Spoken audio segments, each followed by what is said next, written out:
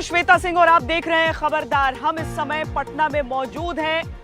बिहार के चुनाव हैं। राजभवन के ठीक सामने इस समय हम हैं और हमारे दाहिनी तरफ जो सड़क जाती है वहां पर है मुख्यमंत्री निवास। यानी जो समूची लड़ाई है, पूरी लड़ाई है यहां पर कि बिहार का चुनाव जीतकर कौन मुख्यमंत्री की उस कुर्सी पर आसीन होगा, कमोबेश समझ लीजिए यहां पर आकर उसका अंत होना है। लेकिन शुरुआत जो है वो कैसी है, खबरों को खबरदार के लेंस से देखकर हम आपको बताते हैं। क्योंकि बिहार में पहले दौर का जो चुनाव है उसका प्रचार आज थम गया, आज शाम थम गया और इसी के साथ बहुत सारे सवाल खड़े हुए। बिहार की राजनीति में सवालों और संकेतों का नया एपिसोड आ गया। चुनावी चर्चा इस बात पर हो रही है कि बिहार में मोदी के पोस्टर से नीतीश कुमार मिसिंग क्यों है। चुनावी पोस्टर्स की बिहार में क्यों गायब है नीतीश कुमार। रैलियों में नीतीश कुमार खिंचे हुए हैं, झुंझलाए हुए से दिख रहे हैं, क्यों ऐसा। बिहार चुनाव के पहले फेज का प्रचार खत्म होने के बाद इस फेज के समीकरण भी आपको समझने होंगे। आज पूरा वोट गणित आपके सामने हम रखेंगे और इसके साथ ही आज मैं आपको अपने गांव लेकर चलूंगी। मेरा गांव एक तरह का लेंस है जिससे बिहार के चुनावी संग्राम और मुद्दों को आप देख सकते हैं, आप समझ सकते हैं। बड़ी खबर यह है कि महबूबा मुफ्ती ने शुक्रवार को प्रधानमंत्री मोदी और केंद्र सरकार को एक तिरंगा चैलेंज दिया था। आज बीजेपी के कार्यकर्ताओं ने तिरंगे से ही महबूबा मुफ्ती का जवाब दे दिया और महबूबा का 370 वाला एजेंडा तिरंगे की शान के सामने ठंडा पड़ गया। आज का दिन वैसे भी कश्मीर के इतिहास में बहुत महत्वपूर्ण है। आज ही जम्मू कश्मीर के भारत में विलय के कागजात पर महाराजा हरि सिंह ने दस्तखत किए थे। इतिहास के लेंस से तिरंगा यात्रा का हम विश्लेषण करेंगे। भारत और अमेरिका की यारी चीन और पाकिस्तान जैसे दुश्मनों पर भारी पड़ने वाली है। भारत और अमेरिका कूटनीति में 2+2 वाला फॉर्मूला अपना रहे हैं। अमेरिकी विदेश मंत्री माइक पॉम्पियो और रक्षा मंत्री माइक एस्पर कल सुबह भारतीय विदेश मंत्री एस जयशंकर और रक्षा मंत्री राजनाथ सिंह से मिलेंगे। इस कूटनीतिक समीकरण का विश्लेषण बहुत जरूरी है। और आज की ट्रेंडिंग खबर यह है कि पाकिस्तान में मुश्किलों में घिरे इमरान खान ने अपनी लोकप्रियता बनाए रखने के लिए अब इस्लामोफोबिया का सहारा लिया है। उन्होंने इस्लाम के प्रति नफरत को मुद्दा बनाकर फेसबुक के सीईओ मार्क जुकरबर्ग को चिट्ठी लिखी है और फेसबुक से इस्लामोफोबिया वाली पोस्ट हटाने की मांग की है। इस चिट्ठी में इमरान ने सोची समझी रणनीति के तहत भारत और फ्रांस को निशाना बनाया है। अब इस्लामोफोबिया के मुद्दे पर फ्रांस के राष्ट्रपति मैक्रों और इमरान खान आमने सामने आ गए हैं। आने वाले दिनों में यह मुद्दा बहुत बड़ा होने वाला है। लेकिन सबसे पहले हम बात बिहार चुनाव की करेंगे। बिहार चुनाव में जो चुनाव प्रचार है वो पहले दौर का वो थम चुका है। 71 सीटों पर वोटिंग होगी परसों के दिन 28 तारीख को 71 सीटों पर वोटिंग होगी। हर पार्टी ये चाहती है कि पहले ही दौर में बढ़त बना ले, इतने सीट स्कोरबोर्ड पर डाल दे कि आगे आने वाले 2 दौर में उन्हें दिक्कत न आए। लेकिन इन सब के बीच सवाल खड़ा हो गया नीतीश कुमार के उस चेहरे पर जो नदारद हो गया बीजेपी के पोस्टरों से। यानी कि बीजेपी के पोस्टर पूरी तरीके से आत्मनिर्भर बीजेपी के संकेत दे रहे हैं। जहां पर तस्वीर प्रधानमंत्री नरेंद्र मोदी की लगी है, नारा भारतीय जनता पार्टी में भरोसे का लिखा हुआ है, नीतीश कुमार उसमें नहीं है। विपक्षी जो दल है वो कह रहे हैं कि शायद भारतीय जनता पार्टी ने ऐसा तो नहीं कि अंदाजा लगा लिया है कि नीतीश कुमार के चेहरे की वजह से उन्हें नुकसान हो सकता है, इसीलिए उनका चेहरा गायब हो गया हो। ये तंज है जो कसा जा रहा है बीजेपी पर। लेकिन इसे दूसरी तरफ से अगर देखिए तो प्रधानमंत्री नरेंद्र मोदी ने 3 रैलियां की पहले दौर के लिए, जिसमें वो नीतीश कुमार के साथ मंच साझा करते हुए नजर आए। अब परसों जब वो फिर 3 रैलियों के लिए बिहार आएंगे तो एक बार फिर नीतीश कुमार के साथ रैली में मंच साझा करेंगे।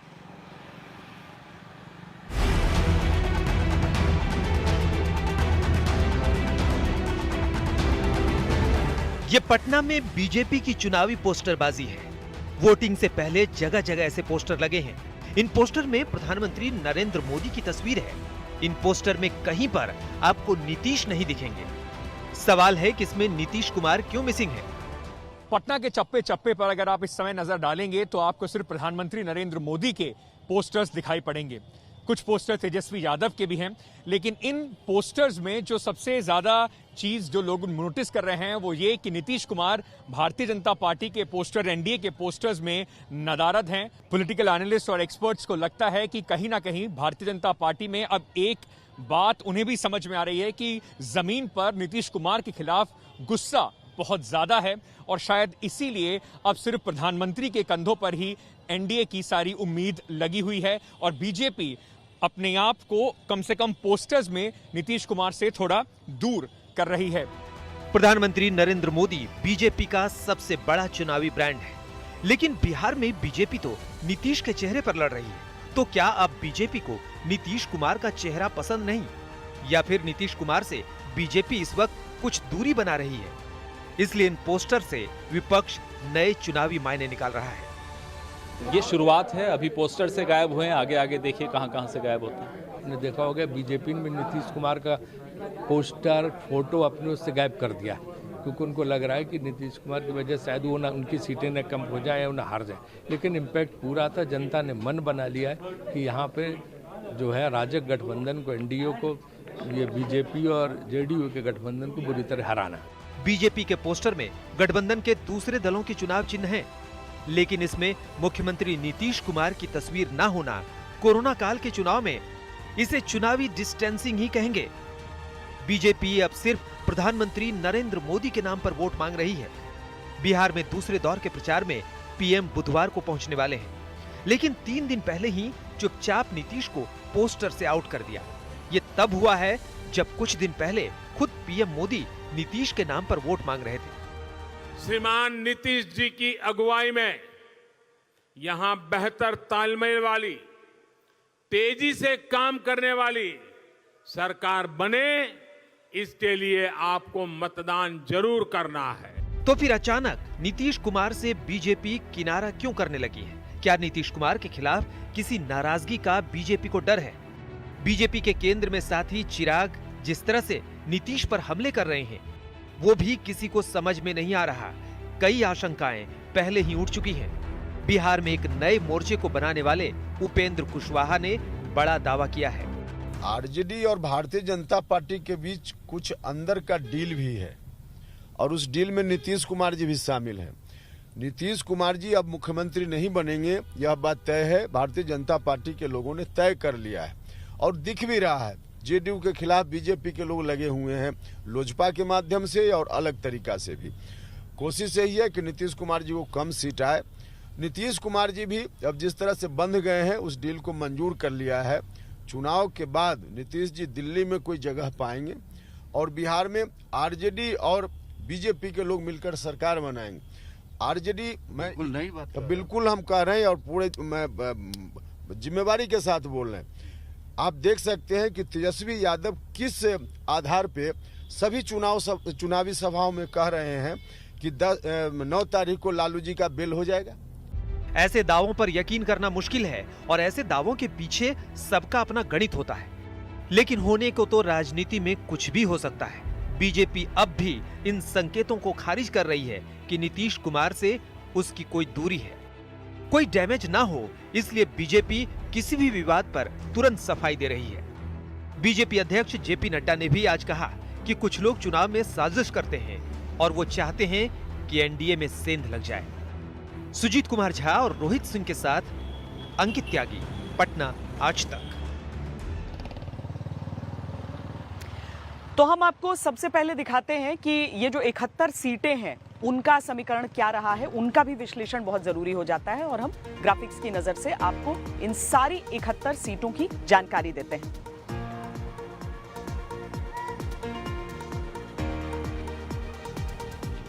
दो 2015 के चुनाव में जेडीयू और आरजेडी साथ थे। महागठबंधन ने 71 में से 54 सीटें जीती थीं। 2010 के चुनाव में जेडीयू और बीजेपी साथ थे, उनके गठबंधन ने 71 में से 61 सीटें जीती थीं। यानी आरजेडी, जेडीयू, बीजेपी में जब भी 2 पार्टियां साथ आती हैं, इन सीटों को स्वीप करती हैं। जेडीयू और बीजेपी एक बार फिर साथ हैं, तो ये ट्रेंड एनडीए गठबंधन के फेवर में जाता है। इसीलिए इस ट्रेंड को देखकर पहले फेज में तेजस्वी यादव और महागठबंधन के लिए कठिन टेस्ट है।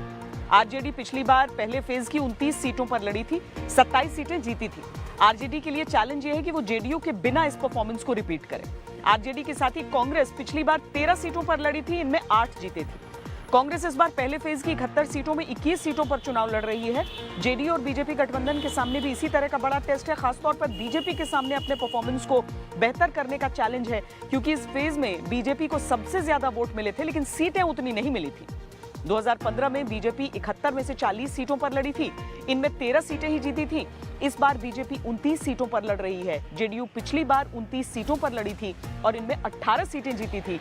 इस बार जेडीयू 35 सीटों पर चुनाव लड़ रही है। बीजेपी के सामने चैलेंज ये भी है कि वो अपने स्ट्राइक रेट को कैसे बेहतर करे और जेडीयू को पूरा का पूरा वोट ट्रांसफर कैसे करे, और इसमें उसके लिए एक बहुत बड़ा रोड़ा खड़ा हो जा रहा है एलजेपी की शक्ल में, और ये एक पहेली है जो किसी से सुलझ नहीं रही है। बहरहाल एक दूसरी पहेली है जो किसी से नहीं सुलझ रही। वो पहेली है नीतीश कुमार के गुस्से की। नीतीश कुमार को आजकल इतना गुस्सा क्यों आ रहा है? रैली में अगर कोई भी उनके विरोध में एक बात बोल देता है तो नीतीश कुमार बिफर पड़ते हैं और वहीं पर उनकी झल्लाहट नजर आती है। इसके पीछे क्या कारण हो सकते हैं, देखिए जरा ये रिपोर्ट। हो तुम 8-10 आदमी और यहाँ हजारों लोग हैं, कोई तुमको कुछ नहीं करेंगे, जान लो। यहाँ पर और जो भी सबक सिखाता है, कम उम्र के बच्चे हो, यहाँ पर ये सब हल्ला मत करो। तुमको अगर वोट नहीं देना है, मत दो। तो ना मत देना ना, तुम मत देना। तुम 15-20 लोग हो, यहाँ हजारों लोग हैं, उसकी फिर एक बार ताली उठा लीजिए एकदम पूरा। देख लो, अरे देखो ना पीछे, अगल बगल देखो ना। 3 दिन से नीतीश कुमार तमतमाए हैं। हर रैली में उनका टेम्पर हाई दिख रहा है। प्रचार में बार बार उन्हें गुस्सा आ रहा है। ऐसे गुस्से में वो पहली बार दिख रहे हैं। 3 दिन पहले सारण की रैली में ये दिखा। पता नहीं बीच में क्या बोल रहे हो जी, क्या बोल रहे हो? जरा हथवा उठाओ, कैगो अनाप शनाप बोल रहे हो, जरा हाथ उठाओ। चारा चोर है सब, चारा चोर। यहाँ पर ये सब हल्ला मत करो। तुमको अगर वोट नहीं देना है, मत दो। बिल्कुल। लेकिन जरा बताइए भाई, ये हल्ला कर रहा है सही है कि गलत है? जरा बोलिए जोर से। अब सुन लिया ना। नीतीश कुमार सारण में इसलिए भड़के क्योंकि उनके सामने लालू के नारे लगे।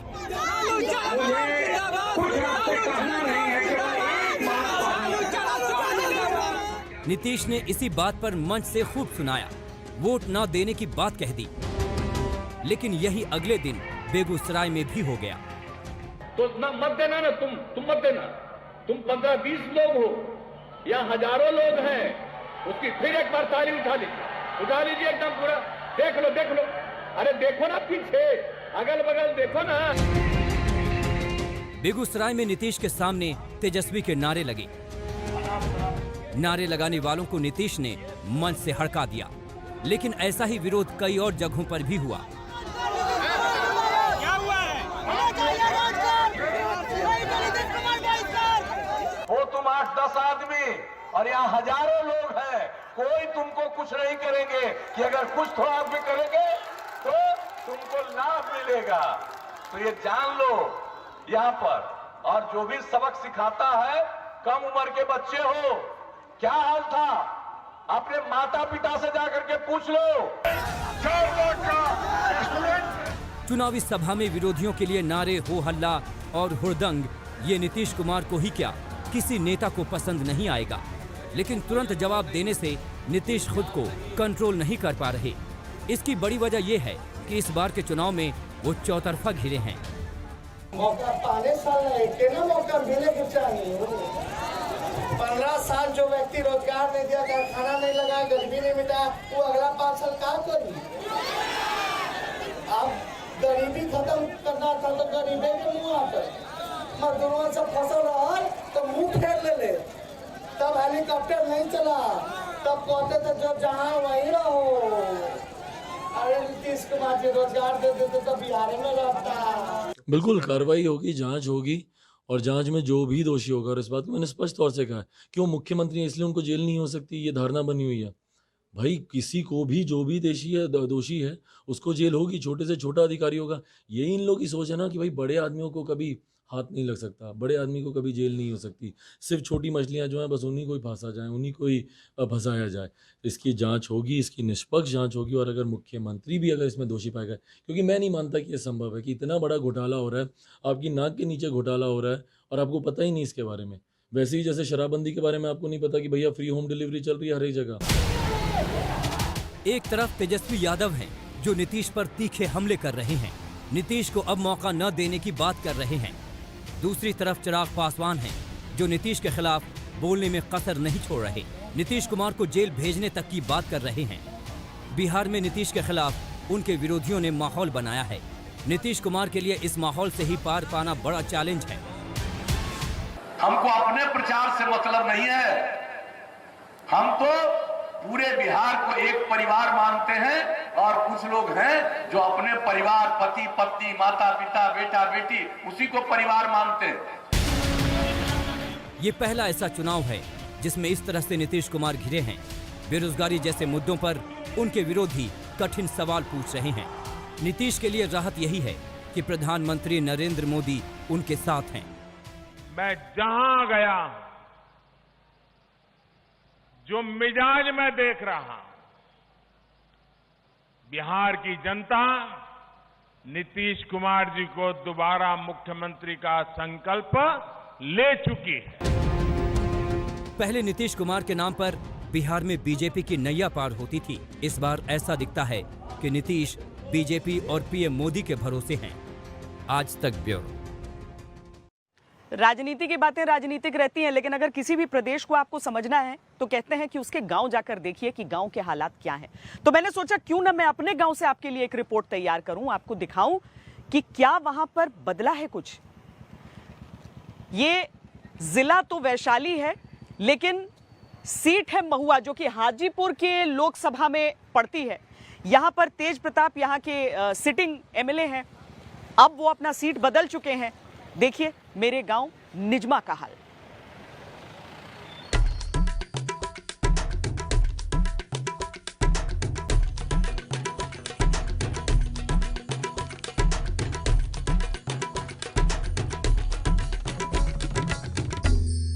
बिहार की व्यवस्था और हालात को समझते हुए आज मैं आपको लेकर चल रही हूं अपने गांव की तरफ। जिला है वैशाली, लेकिन अगर हम सीट के हिसाब से देखें, लोकसभा सीट के हिसाब से, तो हाजीपुर के अंतर्गत पड़ने वाली विधानसभा सीट है। महुआ का इलाका और गांव का नाम निजमा।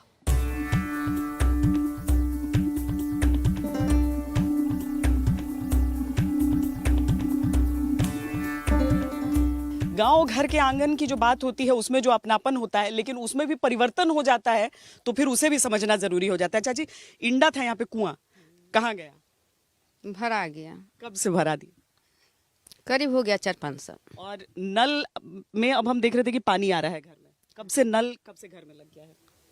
घर 2-3 साल से। 2-3 साल से मतलब, और पानी आ रहा है उसमें? हाँ हाँ पानी आ रहा हाँ, है कंटिन्यू। बिजली कितना आ रहा है?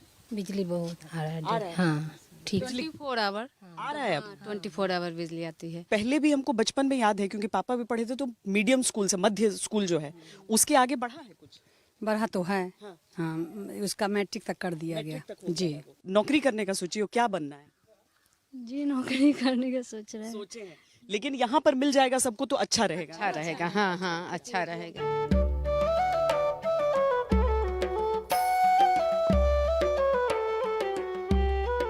कहाँ से पढ़ी है? मेरा इग्नू से है। इग्नू से है, ओपन यूनिवर्सिटी से। की अब क्या कर रही है? अब अभी तो सिविल सर्विस का तैयारी कर रहा है। का तैयारी। तुम्हारा? मेरा ग्रेजुएशन हो गया है। क्या करना है आगे? टीचर बनना है। टीचर बनना है, किस सब्जेक्ट का? सोशियोलॉजी। सोशियोलॉजी का सोच रही हूँ। मेरा 12th हो गया। 12th हो गया है? जी। अब क्या करना है उसके बाद? अभी तो बीए करेंगे उसके बाद। तुम किस क्लास में हो? मैं तो 7th में हूँ। 7th में हो। तुम क्या करोगी? यूपीएससी का करूँगी। अच्छा, तुमको आईएएस ऑफिसर बनना है? हाँ हाँ।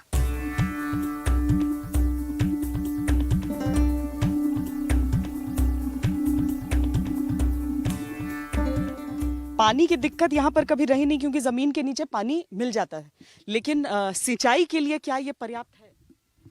सिंचाई के लिए यहाँ पर्याप्त नहीं है, क्योंकि यहाँ पे अगल बगल में नहर होना चाहिए था, जिससे हम लोग को आसानी से पानी मिल जाता, लेकिन यहाँ नहर की व्यवस्था नहीं है। ये सब बोला जाता है, कभी कोई बोला तो कई एक बार गया है, लेकिन कोई सुने तब ना। फिर भी है, यहाँ कुछ दूर में है एक बोर्डिंग है, प्राइवेट की निजी है, उसी से हम लोग लेते हैं उसका, लेकिन फेयर लेता है, पैसा लेता है। अच्छा। है ना, और वही है। तो उसके अलावा ये बताओ कि सब तो पढ़ाई लिखाई कर रहे हो यहाँ पे, है ना, तो स्कूल जो चल रहा है यहाँ पे वो ठीक है, बढ़िया है पढ़ाई उसमें? ठीक नहीं है। नहीं है। यहाँ पे और क्या बन रहा है उधर? मेडिकल इंस्टीट्यूट खुलने को है। कितना दूर? ये हमारे यहाँ से लगभग 5 मिनट के फासले पे है। होना क्या चाहिए और क्या, अगर इस बार जैसे गांव के हिसाब से अगर वोट देने जाइएगा तो क्या सोच के कि क्या किस चीज पर देना है, किस बात पे? रोजगार पे, विकास पे। हाँ, जो मतलब गांव में ही रोजगार चाहिए।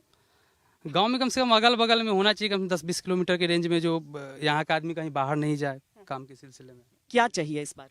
बस रोजगार तो बहुत जरूरी है, नीड है, और जितने भी युवा हैं सब बाहर ही जा रहे हैं। किसी भी क्षेत्र की तरक्की को अगर समझना है या ये समझना है कि कहीं काम हुआ है या नहीं हुआ है, तो उसके एकल गांव में अगर आप जाएं तो आपको बहुत हद तक संकेत मिल सकते हैं। मेरे इस गांव से जो संकेत आपको मिले वो इस इलाके के बारे में आपको काफी कुछ समझा सकते हैं। कैमरा पर्सन सैयद मोहसिन के साथ श्वेता सिंह, निजमा गांव, महुआ, बिहार आज तक। एक छोटे से ब्रेक के लिए रुक रहे हैं। ब्रेक के बाद जब लौटेंगे तो आपको दिखाएंगे कि कश्मीर में महबूबा मुफ्ती ने जो तिरंगा चैलेंज दिया था वो स्वीकार कैसे किया गया। आप रहिए खबरदार।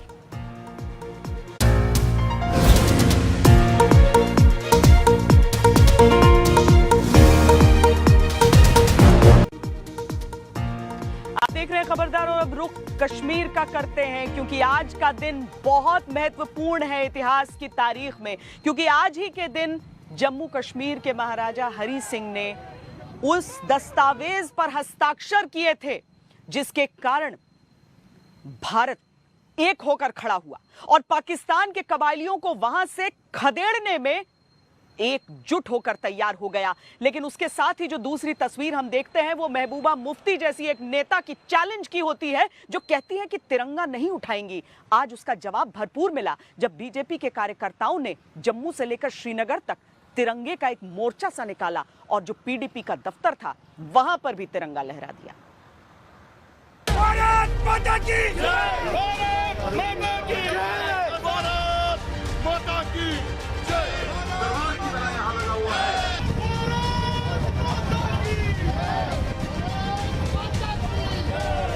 देश को ये धमकी देते हैं कि यहाँ पे तिरंगा नहीं लगेगा, उनके झंडे के ऊपर लगेगा और लगाया है। पीडीपी के दफ्तर पर शान से तिरंगा फहराया जा रहा है। अलगाववाद की मुट्ठी बांधकर तिरंगा चैलेंज देने वाली महबूबा मुफ्ती के अरमानों पर ये एक तमाचा है। ये उस आक्रोश का सबूत है जो महबूबा के देश विरोधी बयान के बाद फूट पड़ा है। जिस तिरंगे ने महबूबा मुफ्ती को सब कुछ दिया, जिस तिरंगे के नीचे महबूबा की पार्टी का झंडा सुरक्षित रहा, पला बढ़ा, जिस तिरंगे ने उन्हें जमीन से उठाकर सत्ता के तख्त पर बिठा दिया, जिस तिरंगे के नीचे महबूबा मुफ्ती मुख्यमंत्री बनी, जब उन्होंने शपथ ली थी तब भी ये तिरंगा ही साक्षी था। उसी झंडे को थामने से इनकार करना एहसान फरामोशी और राजनीतिक खुदगर्जी का बेमिसाल सबूत है। एक बार फिर से सुनिए महबूबा की वो चुनौती जिसमें तिरंगे का अपमान नहीं थे। जिस वक्त हमारा ये झंडा वापस आएगा हम उस झंडे को भी उठा लेंगे।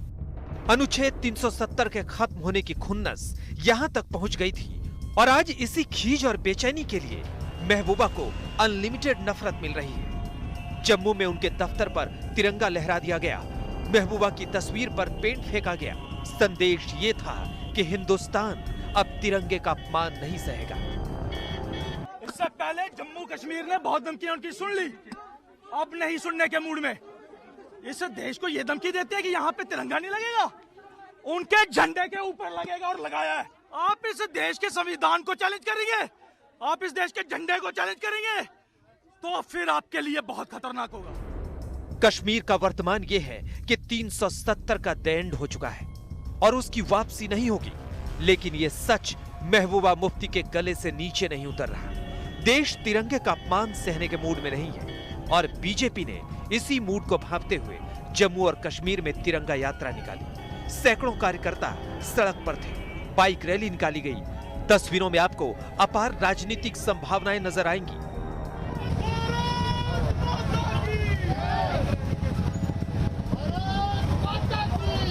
चाहे फारूक अब्दुल्ला हो, महबूबा मुफ्ती हो और अलगाववादी हो, इनकी राजनीति का 370-35 से जाने से समाप्ति हो चुकी है। वो अपनी सर्वाइवल की लड़ाई लड़ने की प्रयास कर रही है। 26 अक्टूबर को औपचारिक रूप से जम्मू कश्मीर आजाद भारत का हिस्सा बना था। आज के दिन ही महाराजा हरि सिंह ने दस्तावेज पर दस्तखत किए थे। जम्मू में महाराजा हरि सिंह पार्क में बीजेपी ने विलय दिवस मनाया। तिरंगे झंडे के साथ कार्यक्रम हुआ। भारत माता की, भारत माता की।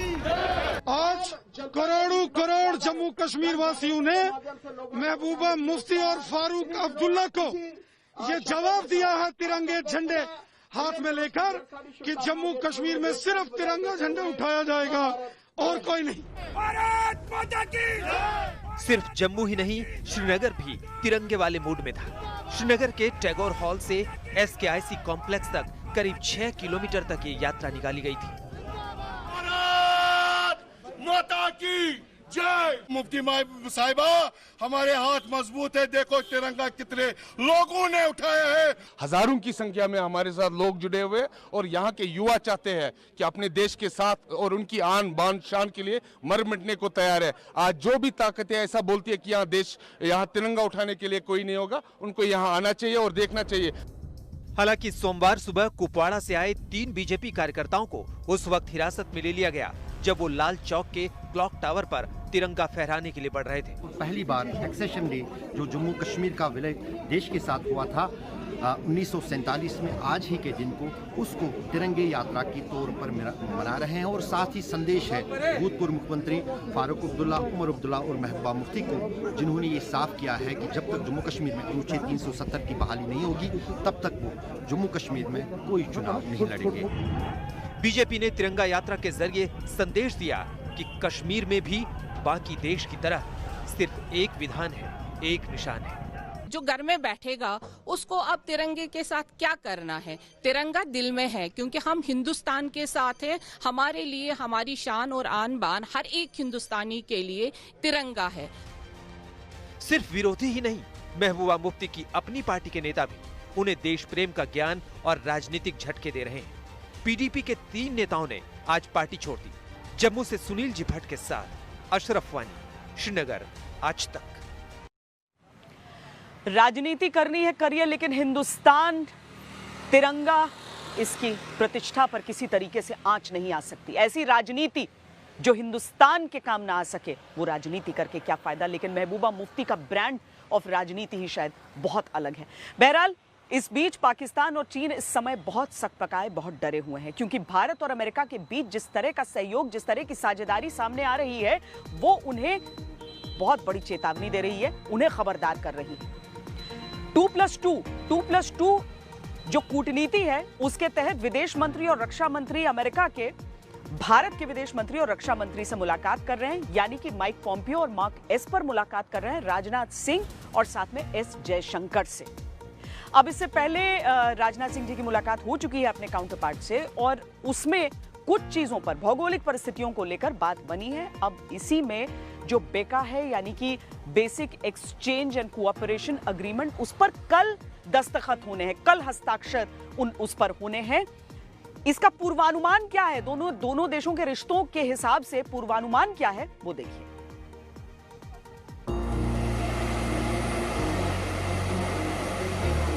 3 नवंबर को अमेरिका में चुनाव है, लेकिन भारत के साथ अमेरिकी रिश्ते की डोर इतनी मजबूत है कि अमेरिकी विदेश मंत्री माइक पॉम्पियो और रक्षा मंत्री मार्क एस्पर तीसरे 2+2 बातचीत के लिए भारत आए हैं।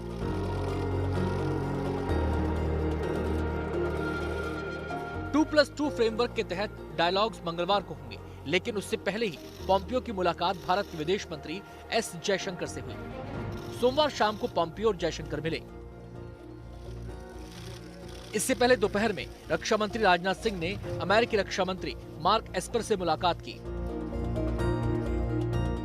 रक्षा मंत्रियों की बैठक में सीडीएस जनरल बिपिन रावत के साथ साथ भारत की तीनों सेनाओं के प्रमुखों की भी मौजूदगी थी। कोरोना काल में हुई इस मुलाकात में हाथ नहीं मिले, लेकिन भारत और अमेरिका के रिश्ते में दिल मिला हुआ है। सोशल डिस्टेंसिंग वाली इस नई अभिवादन शैली से आप बखूबी समझ सकते हैं। 2+2 फ्रेमवर्क के तहत न सिर्फ दोनों देशों के संबंधों को पहले से और मजबूत करना है, बल्कि इंडो पैसिफिक कूटनीति के लिहाज से ये काफी अहम है। विदेश मंत्री और रक्षा मंत्रियों की 2+2 बातचीत में क्षेत्रीय सुरक्षा सहयोग, रक्षा सूचना को साझा करने पर सहयोग, सेनाओं के बीच सूचनाओं के आदान प्रदान और रक्षा सौदों पर करार होने की गुंजाइश है। दोनों पक्ष लंबे समय से अटके basic exchange and cooperation agreement यानी बेका पर सहमति बना लेंगे। इस सहमति के तहत भारत को अमेरिका से भूस्थानिक सूचनाएं मिल सकेंगी, जिसका इस्तेमाल सैन्य ऑपरेशंस में काफी मददगार साबित होगा। किसी भी किस्म का ऑफेंसिव लॉन्च करना है या टारगेट हिट करने हैं तो बिल्कुल सटीक स्पेसिफिक लोकेशंस भारतीय सेनाओं के पास होंगी। अगर किसी किस्म का खतरा होगा किसी जहाज से, उसके बारे में भी रियल टाइम में जानकारी समय पे आ सकेगी। इसलिए माना जा रहा है कि दोनों देशों के बीच सेनाओं के स्तर पर ये बहुत ही बड़ा एक अग्रीमेंट होगा अगर ये कल साइन हो जाए तो। 2+2 फ्रेमवर्क के तहत बातचीत को अमेरिका इंडो पैसिफिक कूटनीति के लिहाज से कितनी अहमियत दे रहा है, इसे माइक पोम्पियो के बयान से समझा जा सकता है। भारत की यात्रा पर निकलने से पहले पोम्पियो ने ट्वीट किया, भारत, श्रीलंका, मालदीव और इंडोनेशिया की यात्रा के लिए तैयार हूँ। स्वतंत्र, मजबूत और समृद्ध देशों वाला इंडो पैसिफिक हो, इस साझा दृष्टिकोण को बढ़ावा देने के लिए सहयोगियों के साथ मुलाकात के अवसर पर शुक्रगुजार हूँ। इंडो पैसिफिक वाली ये कूटनीति क्षेत्र में चीन के प्रभाव को कम करने के लिए बेहद जरूरी है। अमेरिकी विदेश विभाग इसे लेकर आक्रामक तरीके से अपनी बात पिछले हफ्ते ही कह चुका है। सेक्रेटरी ने ये भी कहा कि वो ये समझते हैं कि आने वाले दिनों में उनकी बहुत सारे बातचीत के दौरान एक आक्रामक कम्युनिस्ट चीनी पार्टी का मुकाबला करने के प्रोग्राम बनाएंगे। मंगलवार को दिल्ली के हैदराबाद हाउस में 2+2 वार्ता के बाद अमेरिकी विदेश मंत्री माइक पोम्पियो भारत के प्रधानमंत्री नरेंद्र मोदी से भी मिलेंगे। भारत और अमेरिका के बीच 2+2 फ्रेमवर्क वाली बातचीत सितंबर 2018 और दिसंबर 2019 में पहले हो चुकी है। गीता मोहन के साथ अभिषेक भल्ला, दिल्ली आज तक। डोनाल्ड ट्रंप के दौर में ही पहली बार ऐसा हो रहा है कि चौथी बार वहां के विदेश मंत्री, अमेरिका के विदेश मंत्री आ रहे हैं भारत। इससे अंदाजा लगाया जा सकता है दोनों देशों के रिश्तों में गर्मजोशी का। दरअसल खबर की पूरी पिक्चर को भी देखना जरूरी है। ये जो 2+2 डायलॉग है भारत और अमेरिका के बीच, उस लिहाज से इस वार्ता के जरिए चीन के विस्तारवादी रवैये के खिलाफ साझा काउंटर रणनीति बनाना लक्ष्य है। चीन का भारत के साथ लद्दाख में तनाव चल रहा है। चीन इंडो पैसिफिक क्षेत्र के देशों के खिलाफ भारत अमेरिका 2+2 वार्ता से पहले इसी महीने की 6 तारीख को टोक्यो में क्वाड देशों यानी भारत, अमेरिका, जापान और ऑस्ट्रेलिया के विदेश मंत्री भी मिले थे। 6 अक्टूबर की यह मुलाकात साझा तौर पर चीन की चालों का जवाब देने के लिहाज से अहम थी। अब 2+2 फ्रेमवर्क के तहत बातचीत के जरिए भारत क्षेत्रीय और ग्लोबल शक्ति के रूप में उभरे। अमेरिका इसकी पहल कर रहा है। ऐसा इसलिए है क्योंकि भारत का शक्तिशाली होना क्षेत्रीय स्थिरता के लिहाज से अहम है।